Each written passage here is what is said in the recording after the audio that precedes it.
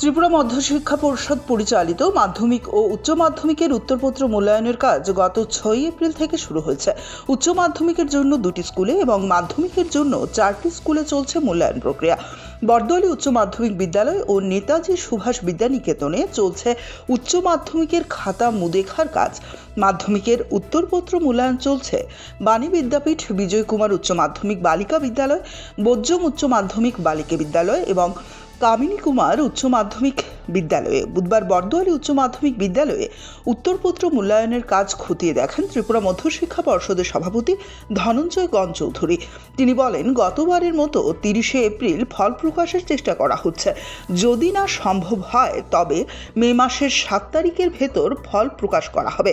2200 জন শিক্ষক শিক্ষিকা উত্তরপত্র মূল্যায়নে নিযুক্ত আছেন বলেও জানান তিনি। থাকছেন এক্সামিনার, স্কুটিনাইজার ও হেড এক্সামিনার।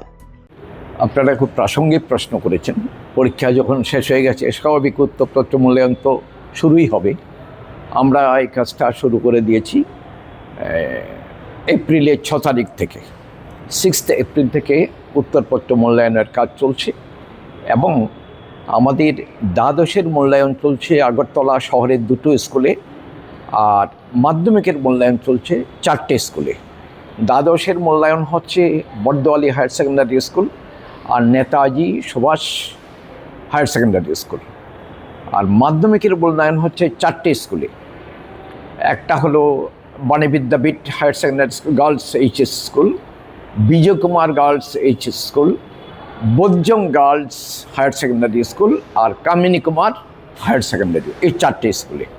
তো এখন পুরোদমে আমাদের খাতা ইভ্যালুয়েশন মানে মূল্যায়নের কাজ চলছে।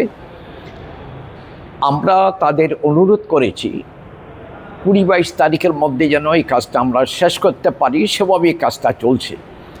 তো যথাসাধ্য আমরা চেষ্টা করছি বোর্ডে যারা আছি কাজটা যদি একটু আগে শেষ করতে পারি। গতবার মনে আছে যে বোর্ডের সৃষ্টির পর থেকে রেকর্ড পরিমাণ আগে রেজাল্ট আউট করেছিলাম 30শে এপ্রিল। এইবার কতগুলো বাস্তব কারণে আর বিশেষ করে বেশ কিছু এক্সামিনার খাতা যারা ইভ্যালুয়েশন কাজে নিযুক্ত আছেন এরা ইলেকশন ডিউটিতে পড়ে গেছেন। ইলেকশন ডিউটিতে যারা পড়েন এদের মকপল থেকে শুরু করে অন্ততপক্ষে 5 দিন আসতে পারেন না। এতে আমাদের রেজাল্ট আউট একটু দেরি হতে পারে। তবে চেষ্টা করছি কোনো অবস্থায় মে মাসের ফার্স্ট উইকের চেয়ে দেরি যেন না হয়, ফার্স্ট উইকের মধ্যে যেন আউট হয়। চেষ্টা চলছে। সময়টা গতবার 30শে এপ্রিল আউট হয়েছিল। সম্ভব হলে আমরা চেষ্টা করব ওই 30শে এপ্রিলের এই অ্যারাউন্ড 30th এপ্রিল যেন আউট করতে পারি। আর লেটেস্ট মানে দেরি যদি হয় by 7th of May out হবে। নমস্কার। উত্তরপত্র মূল্যায়নে কতজন শিক্ষক শিক্ষিকা নিয়োগ করা হবে? মোট মূল্যায়নের কাজে মোট নিযুক্ত আছেন, আমি দ্বাদশের এবং মাধ্যমিকের আলাদা বলতে পারবো না, মোট যুক্ত আছেন প্রায় 2200 মতো শিক্ষক। আর যারা উত্তরপত্র মূল্যায়নে যুক্ত থাকেন 3টে পর্যায়ে উত্তরপত্র মূল্যায়ন হয়। প্রথমত এক্সামিনার, ওরা এক্সামিন করেন।